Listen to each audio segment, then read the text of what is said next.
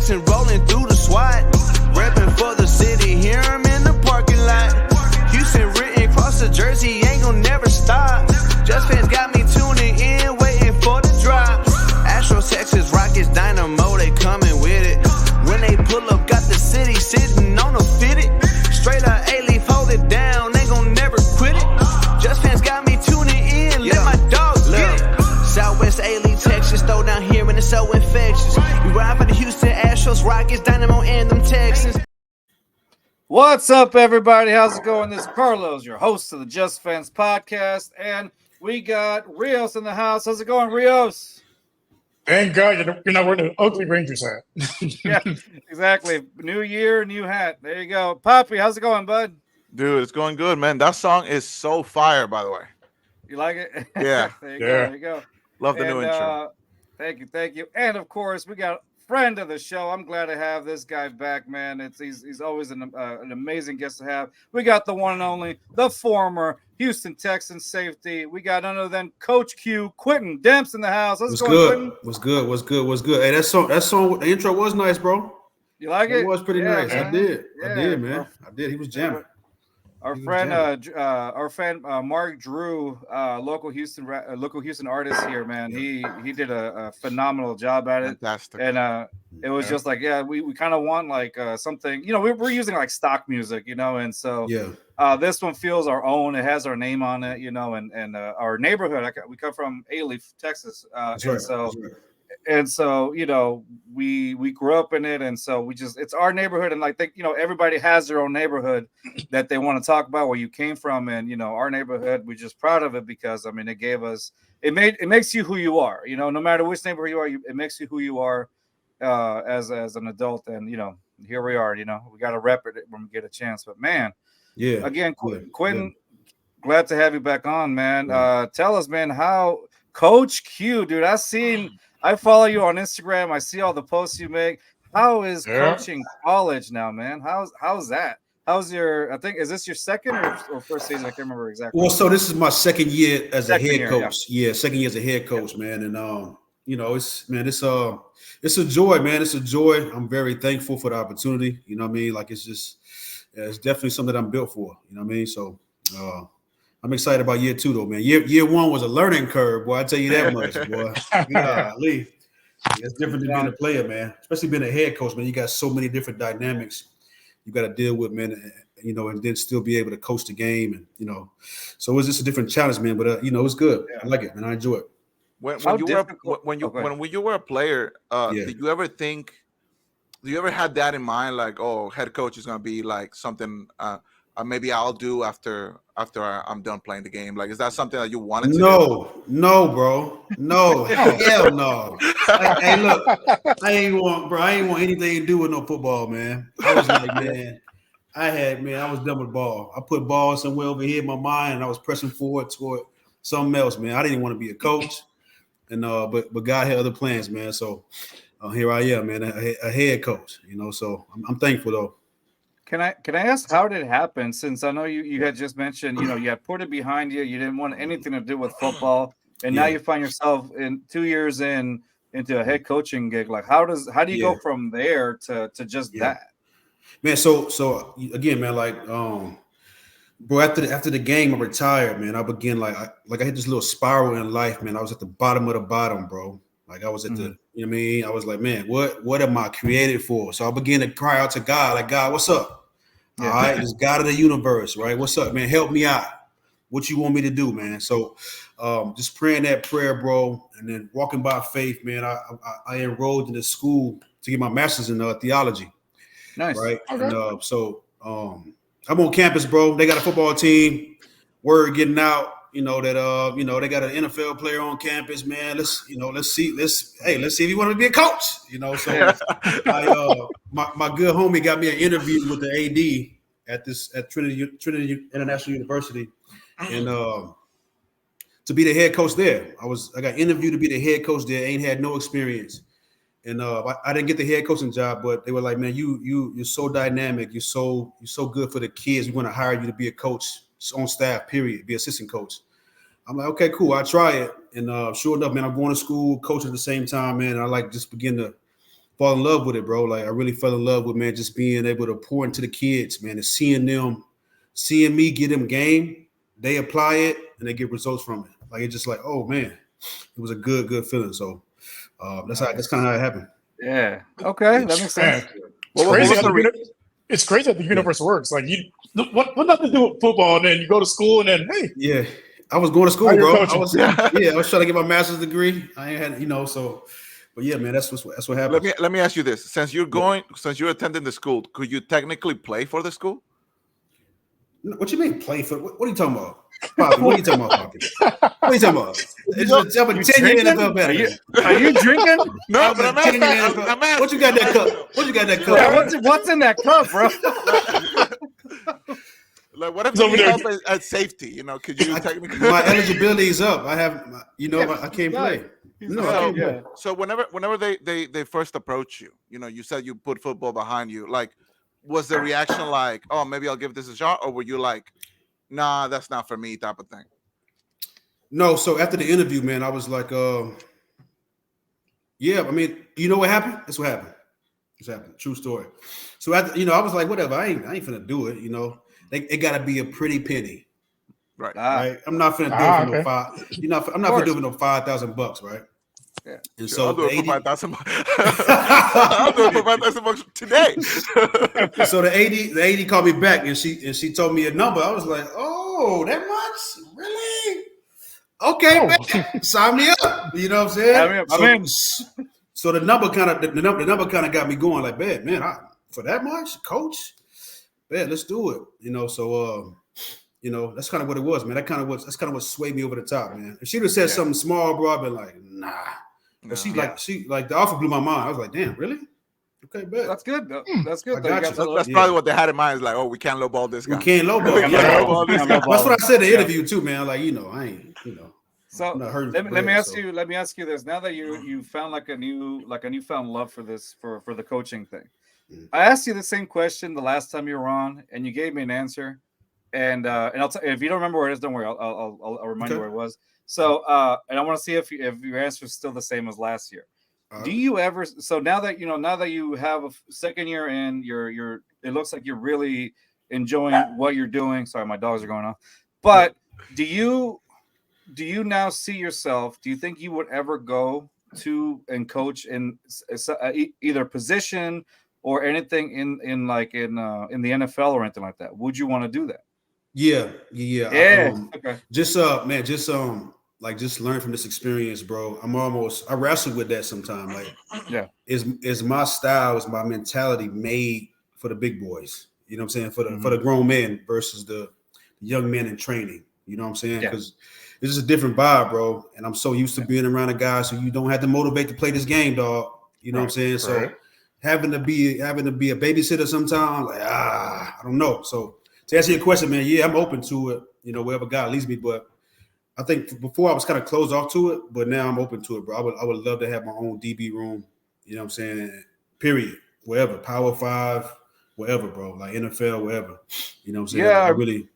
The higher, higher it goes, right. I'll let it have my, Because the last time you were here, you had told us, this is probably because you had said you weren't interested in it because you didn't want to babysit. Is you wanted to because guys go there, I guess, and they're when they get there, but then it's almost like they lose some of that motivation or whatnot. And you had said, I don't want to coach. I want to coach people that want to be coached and not somebody that doesn't have that motivation. So so now I see it. But at first you had said no, and now you're like, okay. So that's what I wanted to ask you, because I was like, I'm sure it has changed since the last time, because now you're 2 years in, and now you're like, okay, I guess the experience that comes along with it or whatnot. So maybe I had my things. Maybe I had it backed up then, like mixed up. Oh no, it's cool. Did I say NFL guys need motivation too? Well, I mean they do, but like it ain't like. I feel like once you made it to the NFL, it's because you had the motivation to make it there, right? Oh, okay, yeah. And so, which brings me to that point, because you're coaching now, and I mean, one of the guys that used to play with DeMeco, like he's head coaching the Texans, and so another guy that you were with, Kareem Jackson just came back to the Texans. I was like, man. They help. Let's get the whole safety position. Let's get the band back together. Let's get the band back together. Come on. That's right. Together, man. But man, it's still to this day. Like I'm kind of just, I can't believe that he's the head coach there. Yeah, I'm still kind of settling in with that. So when we were talking the last time, we were kind of like we weren't sure yet who was going to be like coaching this team, and we have brought up the whole because it was still speculation that DeMeco, I think that his hat had just been thrown in, and now he's actually like the coach. So, dude, how when you found that out, like what were your thoughts going in, thinking, wow, DeMeco's like now the head coach of the Texans? Like, what did you think about that? It was so crazy because I had just got my job too. Yeah, I just became the head coach too, like right around the same time. I'm like, dang, what? Like the NFL is that? Like the NFL, like it just, man, it's just encouraging to see that they evolve and they're not afraid to hire, former players as the head coach, man. Like to me, man, it was a beautiful move. It was like a no-brainer. Like, I still salute the, front office for doing that, man. Like that's huge, man. You know what I'm saying? And especially go ahead, Sandra. No, you good. I was gonna say, like, are you surprised at all by the turnaround that the Texans have made with DeMeco at the helm this season? I think I'm right about. I think my expectations are right about the same. I knew he wasn't going to blow it out the water, but I think what got me was the genius of this whole thing was getting CJ, and then backdoor getting Will. I was like, man. I was like, oh man. Oh yeah. Okay. I was like, okay, we got some smoke now. You know what I'm saying? So that right there really, encouraged me a lot. See, so the thing that goes on Twitter, and I don't know how much you're into social media, but if you're not in the Twitter, you're not missing out much because that social media can be very toxic. So so that I said this about the Astros in one of our shows. The Astros Twitter and Texans Twitter, like you have, even though we all go for the same team, some of our expectations and realities obviously are a little too far-fetched or whatever, all over the place. Because we're fans. We're fans. We're fans. We don't know exactly what goes on with a player. It's all speculation, right? So at that point, it's like, so one of the things that goes on Twitter is there are some people there are Texans fans that say that the Texans spent or gave up way too much for Will and CJ. Okay, that's just a perspective. Yeah. Then there's the other perspective, like, no, this is exactly what we needed. I'm in that. I was like, no, this is the move that the Texans needed to make. What do you feel like your take is on that one? Do you think the Texans made the moves that needed to be made, or do you think they may have given up a little too much for that? No, man, I think to me, man, like that was the icing on the cake. Like that was the stamp. That was DeMeco's stamp to let everybody know, like, I'm here. Like this I ain't playing no game. I don't care what I gave up. I got me a franchise quarterback and I got me a gorilla on defense. Yeah. Let's go. Like, we're gonna build around that. You know what I'm saying? Like, so to me, man, that was like that solidified DeMeco. Like, boom. It's a statement, right? It's like that was a statement to the league, to the fans as well. Because like here in Houston, we thought the rebuild was gonna be slow. We were gonna have to crawl for every inch. I feel like this has jumpstart the whole thing like a lot faster than anybody else thought. Mm-hmm. So it's like what rebuild? Exactly. We're here. Like we are one win away from like making the playoffs, which is like something that I didn't think it was possible this year coming in. Even after we got CJ, even after we got Will and DeMeco came in, I was like, I'll be happy with 5-6 wins. The fact that we're like what 9-7. Right? That's incredible. Ridiculous. And the NFL is set up to be 8-8, 50-50. You know what I'm saying? So if you get anything above 500, that's a winning season nowadays. You know what I'm saying? Like it gets you in the playoffs.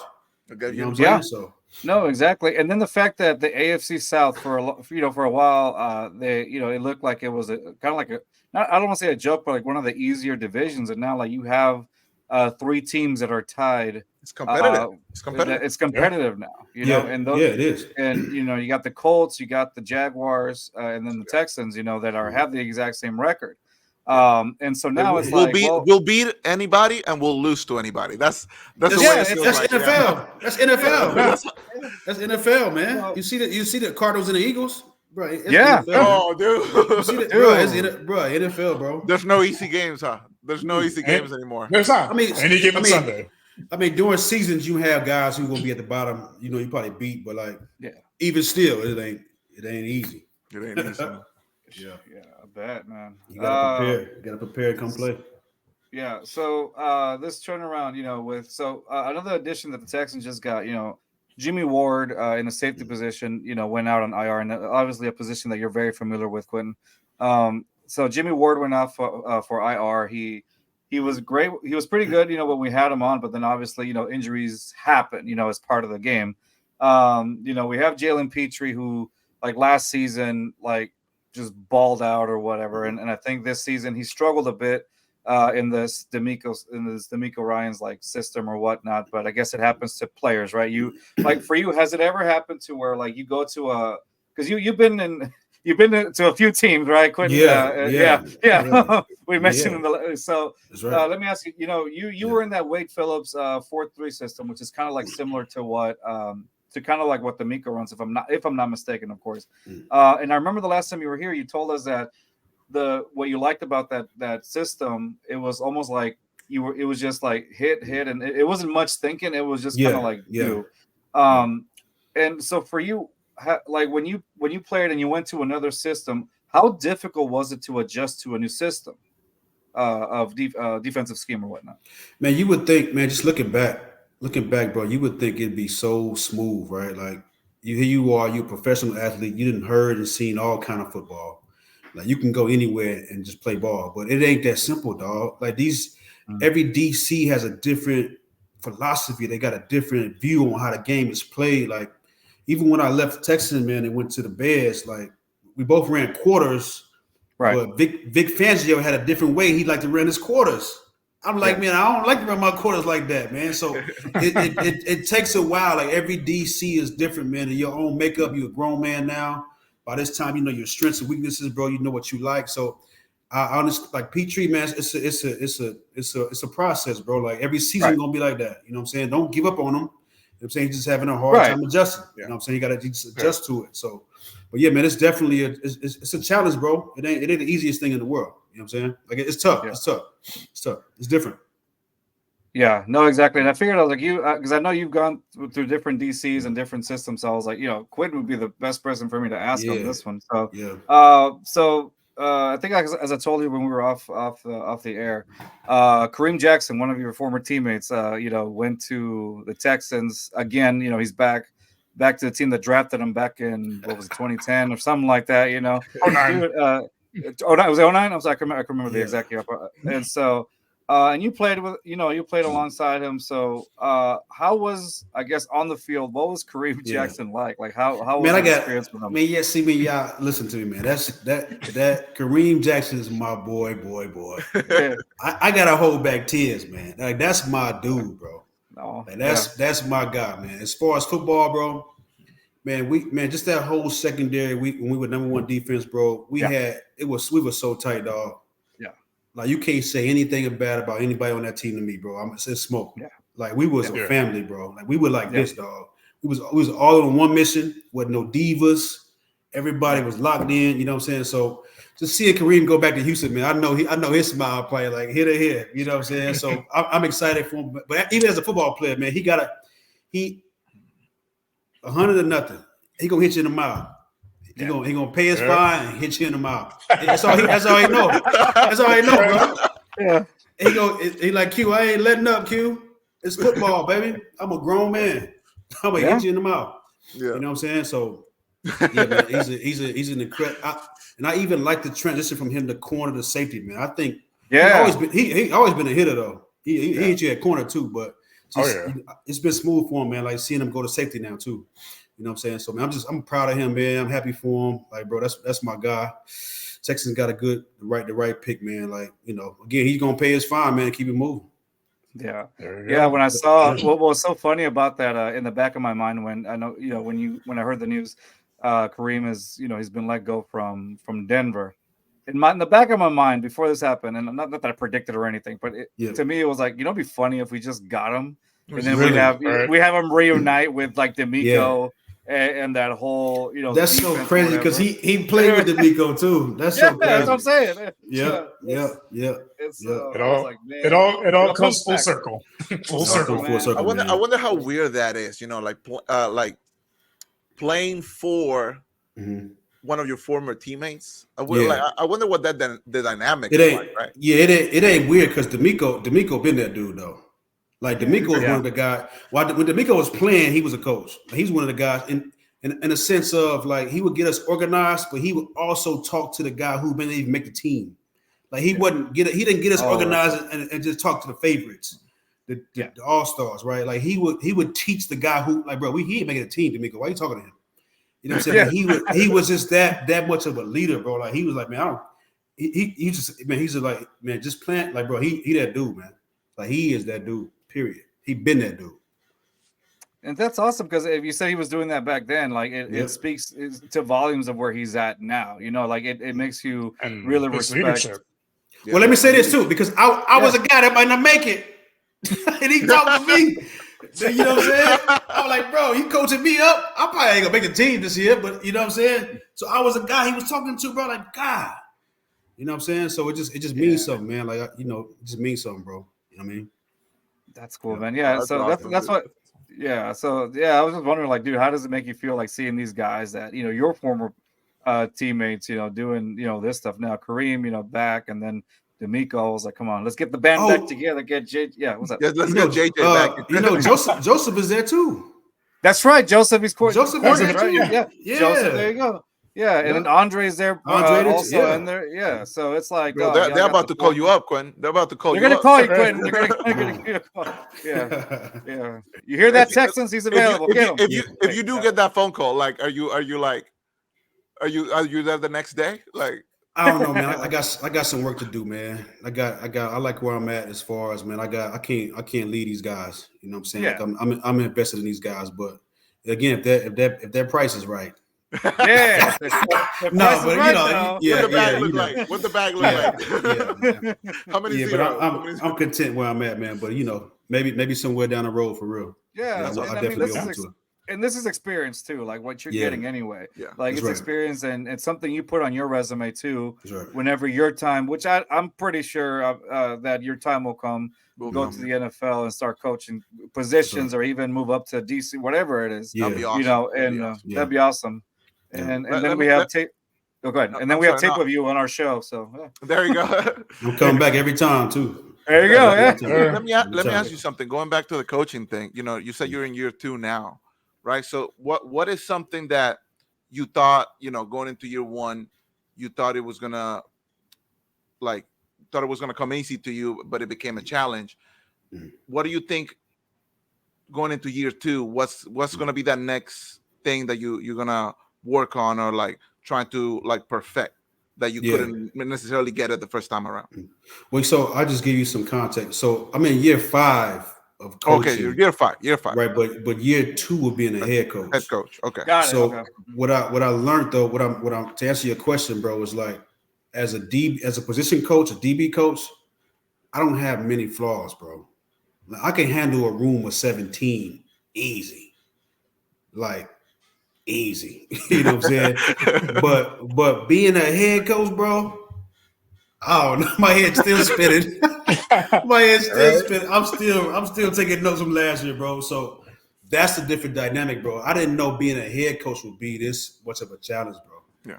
Like it's different. You got to deal with the admin. You got to have the budget right. And then you got to have the defense right, the offense right, special team. You got to motivate, bro. You got to encourage. You got to help you. You got to coach your coaches. You know what I'm saying? So that room was. If somebody hired me as a DB coach, bro, that room is gonna be like my room ain't gonna play. You know what I'm saying? That's to me that's easy.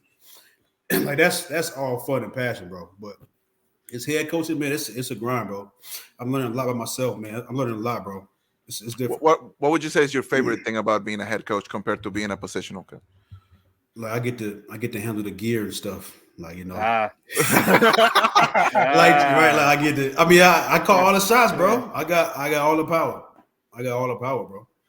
You know what I'm saying? But and that's always my thing too, man. Is I want to be the guy who had all the power and did it right, though. It's a lot of guys who had that power and get big headed. So I try to have the power, man, and show my staff, like, bro, I ain't, you guys are still human beings too. Like, I'm not gonna get this power and just be like, like, bro, I want you, like, so man, I just, yeah. I don't know. I feel like I'm rambling, but no, but you're fans. That's what we love. We're fans of the game. We're fans of our team.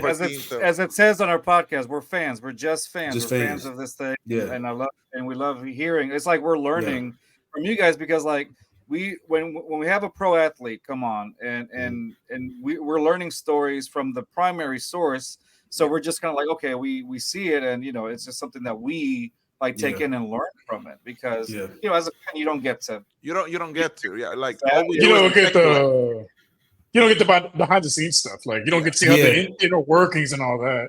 We don't know how players feel. We don't know how coaches feel. Like there's only so much you can get from like interviews and press conference stuff like that.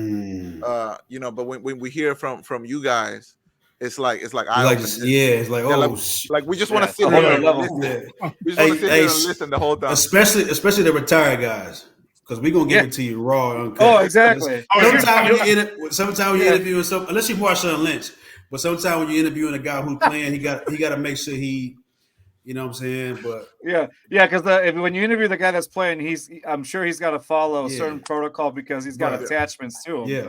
But when you got the retired guy, ain't nobody holding him back. I'm gonna tell you what it is. No filters. They don't write my check no more. They don't write my check. Yeah, exactly. Oh my gosh. Yeah. So nonetheless, man. No, again, it's great having you and hearing your stories and stuff. I still laugh at that story. Like I still tell people. Oh, draft day. Your draft story. Your draft story. Oh my god. The best one we've heard. By far the best one. Really? But that's honestly the truth too, bro. I was, bro. I got so tipsy that night, boy. Andy Reid blowing up your phone. Andy Reid, bro, he was blowing the phone up, man. I'm in that deep sleep too. The one where you just like passed out after the hungover. Was it the one you don't even dream? You just like passed out. And that's it. Yeah. That was me. That was me on New Year's. But it was. But it was damn drunk. So let me ask you this: you have the lion right in the background. You post a lot of quotes that are very motivational, very, very uplifting quotes that you have on your Instagram account. So and we were talking a little bit off air, and you said, "Hey, it's a mentality, bro." Like, how do you motivate your players to have that type of mentality? Yeah, so I mean that's easy to motivate again in that room of 17, but that room of 120. Everybody ain't lying, right? So it's just to me to answer the question, I'm still learning how to do that with 120. Okay. But to answer the question for 17, I repeat myself. I say the same things every day. Yeah. You know what I'm saying? It's the same stuff, bro. You know what I mean? Same stuff, man. It's not an obligation, it's an opportunity to be here. You know what I'm saying? It's an opportunity to play ball, bro. Like, don't take it for granted, man. Respect, effort, discipline, encouragement, sacrifice. So you just preach those things over and over like a broken record, man, and they get it. But then you also gotta just walk it out too, man. Like they see I think different. Like my pictures of Lions, man, just remind me some mentality, bro, that you gotta have in life. You gotta attack life. You know what I'm saying? A certain way, man. Like a lion does. Yeah, no, for sure. It makes sense. All right, so let's I'm glad we're getting to know you more on your second year of head coaching. Yeah. And we wish the best of luck to you, and we want to keep hearing more from you as your season develops and whatnot, and so it's awesome. So let's move into the Texans this week. They're facing the Colts. And winner, basically, the Texans win, they're in the playoffs. If they lose, are they mathematically out, Rios, or are they just completely? It's basically the Jacksonville, right? That's it, right? Yeah. So it's a must-win. To sum it up, it's a must-win for the Texans. Now, Quinn, you gave us your perspective, which I'm pretty sure we all agree with because we feel the same way. It was definitely worth getting Will Anderson and C.J. Stroud. Coming into me. Now, again, I'm speaking as a fan's perspective here on the defensive side of the ball. I think the Texans have to get to Gardner Minshew, make him feel uncomfortable. The pass rush has to completely be there. To make sure that Gardner Minshew doesn't tear up it's weird to say out loud, Gardner Minshew, right? Tearing up that Texans defense. And so that's how I see it. I feel like CJ is going to be CJ. He's going to give you the best he has.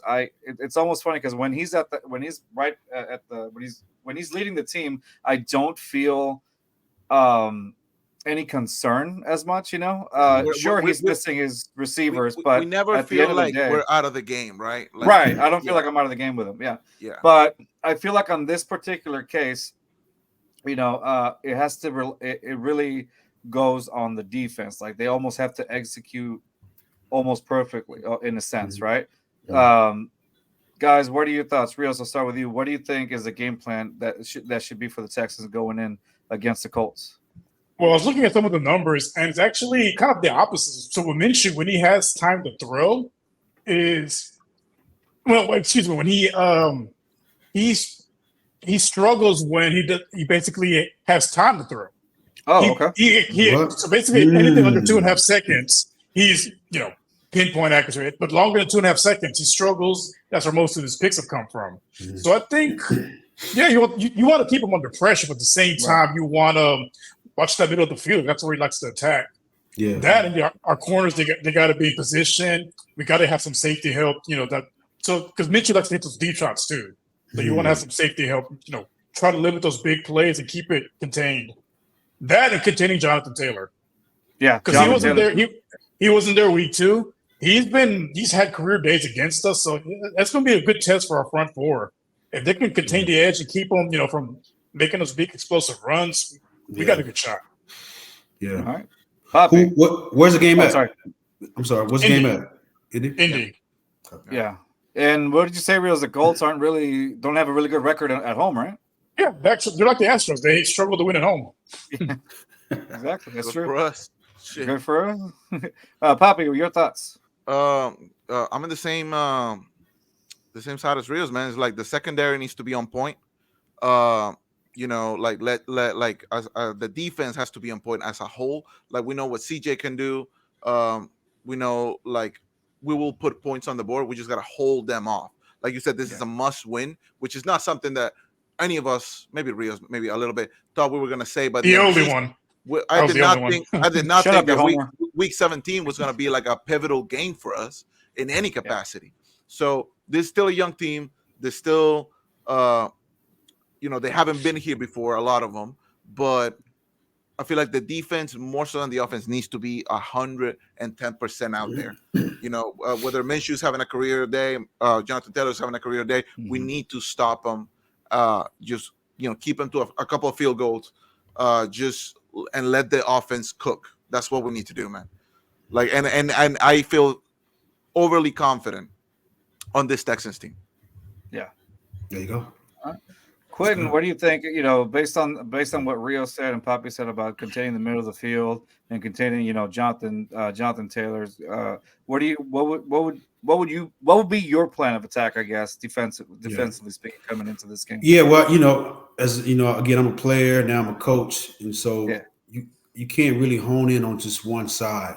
I hear you guys about being deep. To me, man, it's going to come down to turnovers. Right? Okay. Can CJ not turn the ball over, and can we create turnovers?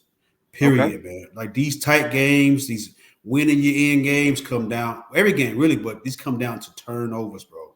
At this point, man, turnovers and field position, man. So that's where teams come into play too, right? Kickoff return, so pump return, so things like that, man. But man, you win your end games, bro. It's about turnovers. I guarantee you, whoever has the most turnovers wins the game. I guarantee you all. Whoever has the most turnovers wins the game. Period. What's your score prediction? I'm going Texans all the way, man. 17, 28, 20. Okay. I don't know. One possession. All right. 28-20. What y'all got? 28-20. Poppy. I'm going like a 21-17 type of game. I think it's going to be very tight. I think it's going to come down to like a field goal, maybe. We'll see. I think it's going to be pretty tight. Okay, Rios. Yeah. I'm going Texans 24, Colts 21. We win last second field goal. Called it now like I did last time. I called it against the Bengals. I called it against the Bengals. Exactly. That's gotta feel good. Yeah. Hey, Lowe's. Hey, what you got, Lowe's? What you got? So I'm gonna say, all right. You want to hear something weird, Quintin? Every time I choose this, and this is it's on record. It's been in every single video. When I pick the Texans to lose, they win, and when I pick them to win, they lose. How about you don't pick anything? You don't pick anything. You don't pick anything. You're the lead host. You just host us. So what I'm gonna do, I'm just gonna ask the questions, and I'm gonna keep it to myself. Well, to be fair, you didn't pick the Jinx last week because you picked them to win. They did beat Tennessee. So maybe I gotta bounce, y'all. I gotta bounce, man. Let's do a part 2 or something, man. My bad. You good, man, bro. Anytime, bro. Anytime, man. Too. Hey, thank you for coming on the show, man. We appreciate you as always. It's fun, and we'll see how you do for we wish you the best of luck for year 2 as a head coach, brother. Appreciate you so much for stay in touch too, bro. Stay in touch, man. Oh yes, sir. We got you. Bro. We got you. We got you. All right, brother. Man. Appreciate y'all. Yep. All right, man. All right. Peace. All right, so let me fix this back over here to 3. Man, I love that guy. Man, that was fun. That was good stuff. That was a good learning experience. Like seeing it from because he played. He's a coach, and he also played as well. Like you get to see both sides, and he brought some good points. The turnovers. Yeah. I think the turnover battle is going to be pretty good. There's a percentage, but I didn't look at it yet, as far as how many turnovers we produce as at the Texans or whatnot. But I mean, as far as Stingley has been pretty decent with the interceptions. He's been pretty good at it. Yeah, last week he had 0 targets. He had zero targets last week. Zeros across the board. Because they know. They know. Then again, it was Tennessee, so it's like Well, no, going to the turnovers, I think we're like middle of the pack of creating turnovers, creating and recovering, fumbles and interceptions. All that. Yeah. Well, if you think about it, I mean, Rankin recovered that fumble last week and scored and went for a touchdown. So. Big boy fumble, big boy touchdown. I love him. Yeah, telling you. So, I mean, I'll do what Quintin said. I'm not gonna. I just won't say anything on that. I'll keep it by myself and just keep just to not jinx it. I don't even know if you shouldn't say anything, dude, because what if they tie? No, there's a scenario for tie. Apparently, we're out. We're out, right? We're out. That's the whole scenario. Yeah, no, because we don't have the tiebreaker against the Colts or the Jaguars. So if we tie, we're out. Crap. So it's a must win for sure. Yeah, it's a must win. And Jacksonville is playing the Titans. Titans. Fuck. I know. Fuck. Yeah, I mean, maybe they do us a solid. I'm not going to bank on it. Let's hope Tannehill plays spoiler and just throws 5 TDs or something crazy like that. Malik Willis scores like 8 touchdowns, breaks a record or something. Yeah. Trevor Lawrence has like 4 pick sixes. Yeah. Is he gonna play? Is that? Yeah, they're gonna put him out there. They have to. They're gonna give him that Aaron Rodgers treatment. Because depending on how the other games go, they might be out if they lose. Yeah. Because if they lose, they lose the AFC South, but they might be out of the playoffs altogether. Just depending on how the other games play out. What time is our game? 7:00 Central Time or 7 o'clock. 7 something. Is it? I thought it was at 6. Is it? Let me see. We'll just check it out. Just Fans podcast, man. We're always prepared. We're very. Okay. No, it's 7:15. I guess the coverage starts at 6. Okay. Yeah, coverage at 6, 7. So 7:15 p.m. Central Time. Texans versus Colts. So the good thing, it wasn't flexed into a Sunday night football like we wanted to, but I mean, it's still going to be primetime regardless on Saturday night. So yeah, I'll take it. It only took 18 weeks to get CJ in prior time. That's all. So I'm pretty sure, unless Rios has different plans, we're live streaming that one. Yeah. Right? Yeah. Oh yeah. We got to. So Poppy, I know you're probably, I don't know what you're doing that day. I'm working. Come through. I'm working. Quit. Oh yeah. Okay. Yeah. Quit calling. No, it's my busiest week of the year, so kind of. By the way, yes. So somebody's got a birthday. I wonder who. Rios? No, not you. He's finally 69. He's my favorite number. You idiot. Anyway, in case you're wondering, like a loser. Yeah, Poppy is turning. How old are you? 42. 42. You look 42. I'm gonna be 29 tomorrow. Oh, you old man. Yeah, dude. Look at I'm you. basically 30, which is basically 40, which is like the new 50. Guess what? Once you hit 30, like your life goes downhill from there, bud. So dude, I peaked when I was 11. It's been downhill ever since. You peaked at 11. It's been downhill ever since. So don't miss me with that shit. Yeah. Oh my gosh. Yeah. So happy birthday from all of us here, all two of us. You guys. Yeah, man. As you get closer to 30, the back and knee pain starts to creep up little by little. Every morning it gets a little worse. Rios would know he's 98, guys. Yeah, he knows a lot about knee pains and back pains. You should do commercials. You really should, dude. Yeah, you know the old man like, oh my fucking back. Tired of your back hurting? Tired of your knees hurting? Do steroids. I was about to say. Hey, methamphetamine. Rios, Cialis commercials, all that. Oh god. Well, are we done? Are we calling it today? I would say so. I mean, we hit our score predictions. We had a good chat with Quintin Demps, which is awesome. Fuck the Saints, by the way. Yeah, so I can't go a show without it. Yeah, that's his motto. You should just put that on your where it says Just Fans 20. Yeah, honestly, that's what I'm gonna do next show. We're doing one. So next week we go back to Mondays. Yeah, live Mondays maybe. Most likely live Mondays. So we'll do that. And I like how we're talking like we're having a meeting right now in the video. I'm not cutting this off. I don't care. Behind the scenes, guys. Behind the scenes is how we find things. See how the magic happens. We don't have anything planned ever. We kind of just like wing it as we go. Yeah. Last minute, someone says, "Hey guys, who can show up tomorrow at this time?" Yeah, for real. not even like an hour before. Hey, who can make it? Sometimes we'll be texting Rios that he'll be dead all day, and then the last seconds he's like, "I'm in, balls deep, let's go." Go. Hey man, so this is one of our first shows of 2024. Big expectation, big year for us. New intro. We're going for a good year, man. We're going for a good year. New intro, different guests. It's gonna be fun. We're gonna have some more guests. And obviously more consistent shows, which will be good. And man, this intro that Mark Drew did for us, right? Dude, straight fire, right? Maybe now we can get JJ on the show. Yeah, JJ, or your cousin Altuve. Yeah. Oh shit. Dude, if your cousin was really Altuve, we'd have him on every day. I wouldn't be doing this for a living. You would not be doing this for a living. I'll be working for him in some capacity. Yeah. I'll carry his bats. I don't care. His personal bat boy. You carry him. You would carry him. Who needs to go. And then like whenever he's done, you like just pick him up and then just burp him. Dude, I just want to be a translator. That's what I need to do. You would, yeah, I think you actually would be a pretty good translator.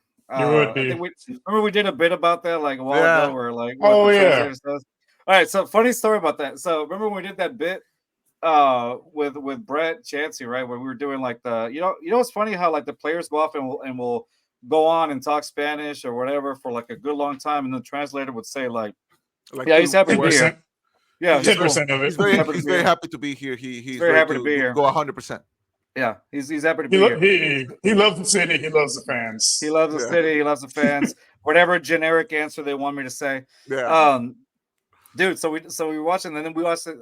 Maybe like 2 weeks after that. I'm not saying we were the reason why, but it was pretty funny. We noticed it. My fiance and I were watching the Astros, and then suddenly after the game, they have the guy on, and I think they're talking to they were talking to Jose Abreu, and so they asked him a question, and the translator legitimately translates like maybe 70% of his usual 10% of it, and then we were like, "What just happened? Did this guy did he watch our show? Yeah, did he actually?" He was like, "Oh man, I got." He realized he's getting paid by the word. Yeah, so fuck, let me get me some of this. Jim Crane was like, "Hey, those Jets fan guys was right. We gotta start paying them by the word." So it like 70% of it was just translated. I don't know. It was us. It was us. We take full credit. Yeah, exactly. 100%. All right. Well, that's going to be our show for tonight. It's a short one today. Again, thank you, Quintin Demps, for hanging out with us. That was awesome. Great hearing your perspective and how he's doing. And again, the perspective on how the defensive-minded folks think as they're going into the games, what the game plans are. I thought that was great some great info, some great insight. He's gonna get a NFL job. I'm telling you. He will. Mark our words. Today. You heard it here first. You heard it here January first. 3rd, 2024. We called it. Bookmark it. Exactly. All right, guys. Thanks for joining us for our bar talk this evening. That's going to be it for us. We'll see y'all when we see y'all. Rios, you got anything coming up? Hey, don't forget to. No, just Saturday. All right, ready. Don't forget to what? Wait. Don't we have one tomorrow? Spank the subscribe button. Spank it. Hey, don't we have a show to bar, Carlos? Yeah. PTSD to all the Latinos watching. Yeah. Wow. And of course, follow Quintin Demps at Quintin Demps on IG. All right, follow him up. Yes, great stuff, great motivational stuff he's got going on, and of course, you get to see exactly what he's doing as in coaching. So great guy, awesome. All right, guys, that's gonna be it. Check out the outro again, made by Mark Drew. I liked it. So peace. See y'all later. And I don't know what you thought, but right here, dog, we gon' rep the squad. Got HU, I might fit it, then on my jersey, you gon' know where I'm from. This Houston, Texas, still rolling heavy, stay rapping, baby, we ain't never.